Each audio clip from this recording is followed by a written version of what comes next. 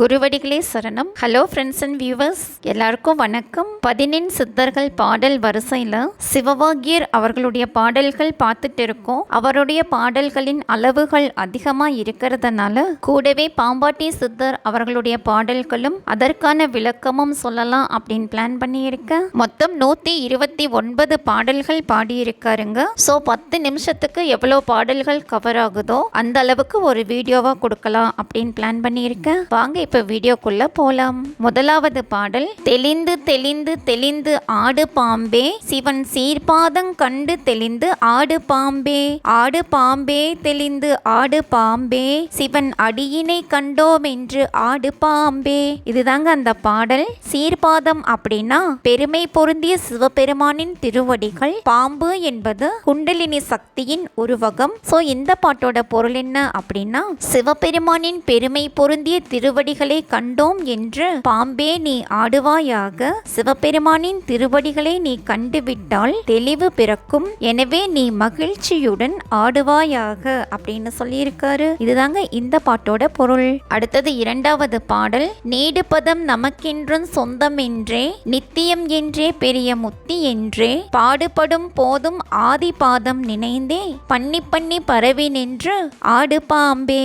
இதுதாங்க அந்த பாடல். நீடுபதம் அப்படின்னா நீண்ட திருவடிகள், நீடித்த இன்பம் தரும் இறைவனின் திருவடிகள் அப்படின்னு சொல்லலாம். முத்தினா வீடு பேரு, ஆதி அப்படின்னா இறைவன். ஸோ இந்த பாட்டுக்கு என்ன பொருள் அப்படின்னா, இறைவனின் நீண்ட திருவடிகள் நமக்காகவே உள்ளன, அவை என்றும் நிலையானவை, அவை வீடு பேரு அளிப்பன என்பனவற்றை முயற்சி செய்யும் போதே தெளிந்து கொள்ள வேண்டும். எனவே எப்போதும் ஆதியான அத்திருவடிகளை நினைத்தபடியே பலமுறை வாழ்த்தியபடியே பாம்பே நீ ஆடுவாயாக அப்படின்னு சொல்லியிருக்காரு. இதுதாங்க இந்த பாட்டோட பொருள்.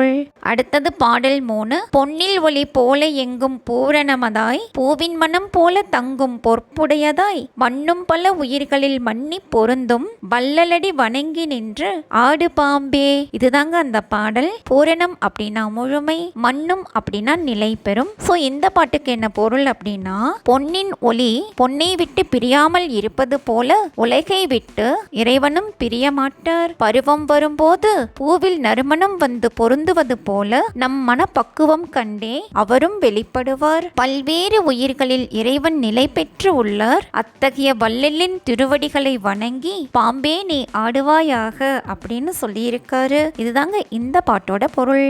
அடுத்தது 4வது பாடல். எல்லில் எண்ணெய் போல உயிரெங்கும் நிறைந்த ஈசன் பத வாசமலர் எண்ணி பெண்ணியே, உள்ளபடி அன்பு பத்தி ஓங்கி நிற்கவே ஒடுங்கி அடங்கி தெளிந்து ஆடு பாம்பே. இதுதாங்க அந்த பாடல். ஈசன் அப்படின்னா இறைவன், ஓங்கி அப்படின்னா உயர, ஒடுங்கி அப்படின்னா பணிந்து. சோ இந்த பாட்டுக்கு என்ன பொருள் அப்படின்னா, எள்ளுக்குள் நிலைத்திருக்கும் எண்ணெய் போன்று உயிரெங்கும் நிறைந்த ஈசனின் திருவடி மலர்களை நினைத்து உண்மையான அன்பும் பக்தியும் பெருகி நிற்கும்படி அடக்கமுடன் தெளிந்து பாம்பே நீ ஆடுவாயாக. எல்லை செக்கிலிட்டு ஆட்டினால்தான் எண்ணெய் புலப்படும், அதுபோல மனம் பக்குவப்பட்டால்தான் இறைவனையும் காண இயலும் அப்படின்னு சொல்லியிருக்காரு. இதுதாங்க இந்த பாட்டோட பொருள். அடுத்தது பாடல் 5. அண்ட பிண்டம் தந்த எங்கள் ஆதி தேவனை அகலாமலே நினைந்த அன்புடன் பணிந்து என் திசையும் புகழ்ந்திட ஏத்தி ஏத்தியே ஏக மனமாக நாடி ஆடு பாம்பே. இதுதாங்க அந்த பாடல். அண்டம் அப்படின்னா உலகம், பிண்டம் அப்படின்னா உடல், ஆதிதேவன் அப்படின்னா இறைவன். இறைவன் முதலில் தோன்றியமையால் அவரை ஆதிதேவன் அப்படின்னு சொல்லியிருக்காரு. ஏகம்னா ஒன்று, ஏத்தி அப்படின்னா வணங்கி. சோ இந்த பாட்டுக்கு என்ன பொருள் அப்படின்னா, அண்டம் பிண்டம் இவ்விரண்டையும் ஒன்றாக இணையும்படி படைத்த எங்கள் ஆதி தேவனை நீங்காமல் நினைந்து அன்புடன் பணிந்து 8 திசைகளும் புகழும்படி வாழ்த்தி அவனை மட்டுமே ஒரு மனதாக நினைத்து பாம்பே நீ ஆடுவாயாக அப்படின்னு சொல்லியிருக்காரு. இதுதாங்க இந்த பாட்டோட பொருள். அடுத்தது பாடல் 6. சோதிமயமான பரிசுத்த வஸ்துவை தொழுது அழுது அரற்றி தொந்தோன் தோமெனவே நீதி தவறா வழியில் நின்று நிலையாய் நினைந்து நினைந்துருகி ஆடு பாம்பே. இதுதாங்க அந்த பாடல். சோதினா ஒளி, பரிசுத்தம் அப்படின்னா தூய்மை, வஸ்து அப்படின்னா பொருள், இங்கு இறைவனை குறித்தது. தொழுது அப்படின்னா வணங்கி, தொந்தோம் தோம் அப்படின்னா அது ஒரு மியூசிக் மாதிரி தான். ஸோ இந்த பாட்டுக்கு என்ன பொருள் அப்படின்னு பார்த்தா, சோதி வடிவில் விளங்கும் மிகவும் தூய்மையான இறைவனை தொழுது அழுது அரற்றி நீதி மாறாத வழியில் நின்று ஒழுகி அப்படியே நிலையாக இருந்து நினைந்து நினைந்து உருகி தொந்தோம் தோம் என்று அழகிய ஒளி எழ பாம்பே நீ ஆடுவாயாக அப்படின்னு ரசிச்சு சொல்லியிருக்காருங்க. இதுதாங்க இந்த பாட்டோட பொருள். அடுத்தது பாடல் 7. அருவாயும் ஒருவாயும் அந்தியாயும் அந்தமாயும் ஒளியாயும் ஆகமமாயும் திருவாயும் குருவாயும் சீவனாயும் செறிந்த வஸ்துவை போற்றி ஆடு பாம்பே. இதுதாங்க அந்த பாடல். அருவம் அப்படின்னா உருவம் இல்லாத, அந்தி அப்படின்னா இருள், ஆகமம் அப்படின்னா வேதம், செறிந்த வஸ்து அப்படின்னா எல்லாமே திகழ்கின்ற இறைவன். ஸோ இந்த பாட்டுக்கு என்ன பொருள் அப்படின்னா, உருவம் இல்லாமை, இவ்விரண்டுமாகவும் இருளாகவும் ஒளியாகவும் வேதமாகவும் செல்வமாகவும் குருவாகவும் ஜீவனாகவும் எங்குமாய் எல்லாமாய் நிறைந்த அப்பொருளை, அதாவது கடவுளை போற்றி பாம்பே நீ ஆடுவாயாக அப்படின்னு சொல்லியிருக்காரு. இதுதாங்க இந்த பாட்டோட பொருள். அடுத்தது பாடல் 8. சுட்டிக்காட்ட ஒண்ணாத பால் சூனியன் தன்னை சூட்ச மதியால் அறிந்து தோஷமறவே எட்டி பிடித்தோம் என்ற ஆனந்தமாக பையெடுத்து விரிந்து நின்று ஆடு பாம்பே. இதுதாங்க அந்த பாடல்.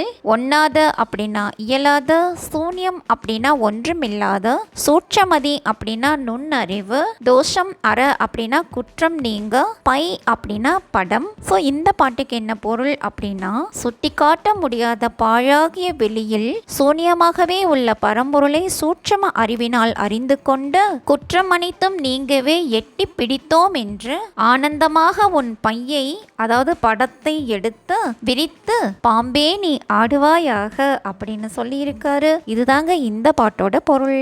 அடுத்தது பாடல் 9.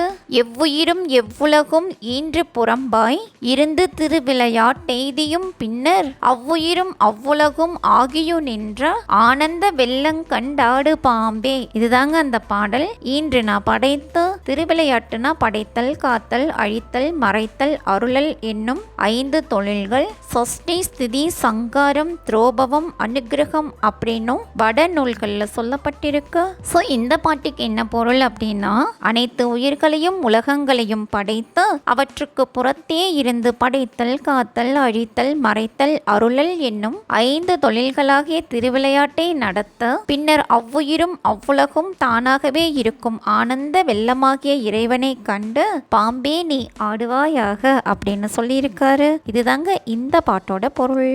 அடுத்தது பாடல் 10. இந்த பாடலுக்கு குரு வணக்கம் அப்படின்னு டைட்டில் கொடுத்திருக்காங்க. சாற்றமுடல் பொருளாவி தத்தமாகவே தானம் வாங்கி நின்ற எங்கள் சர்க்குருவினை போற்றி மனம் வாக்கு காயம் மூன்றும் பொருந்த புகழ்ந்து புகழ்ந்து நின்றாடாய் பாம்பே. இதுதாங்க அந்த பாடல். வாக்கு அப்படின்னா சொல், காயம் அப்படின்னா உடல். ஸோ இந்த பாட்டுக்கு என்ன பொருள் அப்படின்னா, உடல், பொருள், ஆவி என்னும் மூன்றையும் தத்தாக தானமாக பெற்ற எங்கள் சர்க்குருவை வணங்கி மனம் வாக்கு உடல் ஆகிய மூன்றினாலும் அந்த வழிபாடு வெளிப்பட விருப்பமுடன் புகழ்ந்து நின்று பாம்பே நீ ஆடுவாயாக அப்படின்னு சொல்லியிருக்காரு. இதுதாங்க இந்த பாட்டோட பொருள். அடுத்தது 11வது பாடல். பொய் மதங்கள் போதனை செய் பொய் குருக்களை புத்தி சொல்லி நன்னெறியில் போக விடுக்கும் மெய் மதந்தான் இன்னதென்றும் மேவ விளம்பும் மெய்குருவின் புகழ் போற்றி ஆடாய் பாம்பே. இதுதாங்க அந்த பாடல். பொய் மதங்கள் அப்படின்னா பொய்யான கொள்கைகள். மதம் என்பது இங்கு கொள்கையை குறிக்கும். மெய்மதம் அப்படின்னா நல்ல உண்மையான கொள்கை. மேவ அப்படின்னா கடைபிடிக்கும்படி, விளம்பும் அப்படின்னா சொல்லும் அப்படின்னு அர்த்தம். ஸோ இந்த பாட்டுக்கு என்ன பொருள் அப்படின்னா, பொய்யான கொள்கைகளை மக்களிடையே போதனை செய்யும் பொய் குருமார்களை புத்தி சொல்லி மாற்றி நல்ல வழியில் போகுமாறு செய்யும் உண்மையான கொள்கை இதுதான் என்று நாம் விரும்புமாறு சொல்லும் மெய்குருவின் திருவடிகளை போற்றி பாம்பே நீ ஆடுவாயாக அப்படின்னு சொல்லியிருக்காரு. இதுதாங்க இந்த பாட்டோட பொருள். அடுத்தது பாடல் 12. வேத பொருள் இன்னதென்று வேதங் கடந்த மெய்ப்பொருளை கண்டு மனம் மேவி விளம்பி போத பொருள் இன்னதென்றும் போதனை செய்யும் பூரண சர்க்குரு தாள் கண்டு ஆடாய் பாம்பே. இதுதாங்க அந்த பாடல். தாள் அப்படின்னா திருவடி, விளம்பி அப்படின்னா சொல்லி, போதம் அப்படின்னா ஞானம். ஸோ இந்த பாட்டுக்கு என்ன பொருள் அப்படின்னா, வேதம் கூறும் மெய்ப்பொருளாகிய கடவுள் இன்னது என்றும் வேதத்தை கடந்து நிற்கும் மெய்ப்பொருள் இன்னது என்றும் காட்டி மனம் விரும்பும்படி எடுத்து கூற பேரறிவாக விளங்கும் அப்பொருள் இன்னது என்று அதனையும் போதித்து உதவும் முழுமையான சர்க்குருவின் திருவடிகளை கண்டு பாம்பே நீ ஆடுவாயாக அப்படின்னு சொல்லியிருக்காரு. இதுதாங்க இந்த பாட்டோட பொருள்.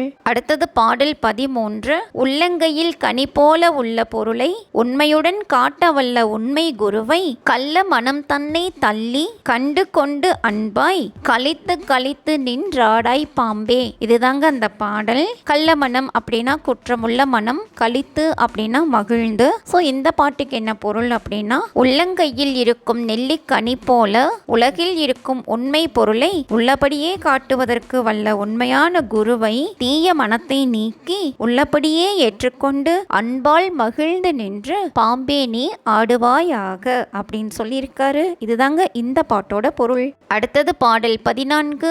அங்கையிற் கண்ணாடி போல ஆதி வஸ்துவை அறிவிக்கும் எங்கள் உயிரான குருவை சங்கையறச் சந்ததமும் தாழ்ந்து பணிந்தே தமனிய படமெடுத்து ஆடாய் பாம்பே. அங்கை அப்படின்னா அங்கம் பிளஸ் கை, உள்ளங்கை. ஆதி வஸ்துனா இறைவன், சங்கைனா சந்தேகம், தமனியம் அப்படின்னா பொன். ஸோ இந்த பாட்டோட பொருள் என்ன அப்படின்னா, உள்ளங்கையில் உள்ள கண்ணாடி உருவம் அதாவது பிம்பம் காட்ட உதவுவது போல அனைவருக்கும் மூலமான பொருளை நமக்கு அறிவிக்கும் எங்கள் உயிருக்கு உயிரான குருவை சந்தேகப்படாமல் எப்பொழுதும் தாழ்ந்து பணிந்து உன் பொன்னிற படமெடுத்து பாம்பே நீ ஆடுவாயாக அப்படின்னு சொல்லியிருக்காரு. இதுதாங்க இந்த பாட்டோட பொருள். அடுத்தது பாடல் 15. காயம் நிலையழிகையை கண்டு கொண்டு பின் கற்பு நிலை உள்ளிற் கொண்டெக்காலமும் வாழும் தூய நிலை கண்ட பரிசுத்த குருவின் துணையடி தொழுது நின்றாடாய் பாம்பே. இதுதாங்க அந்த பாடல். இந்த பாட்டுக்கு என்ன பொருள் அப்படின்னா, இவ்வுடல் அழியக்கூடியது என்று கண்டு கொண்டு நல்லொழுக்க நிலையை மனதில் எண்ணிக்கொண்டு எக்காலமும் தவறின்றி நடக்கும் தூய நிலையுடன் திகழும் பரிசுத்தமான குருவின் 2 திருவடிகளையும் வணங்கி நின்று பாம்பே நீ ஆடுவாயாக அப்படின்னு சொல்லியிருக்காரு. இதுதாங்க இந்த பாட்டோட பொருள். என்ன ஃப்ரெண்ட்ஸ், உங்களுக்கும் தெளிவா புரிஞ்சிருக்கும்னு நினைக்கிறேன். மீண்டும் 2வது வீடியோல சந்திக்கலாம். தேங்க்யூ.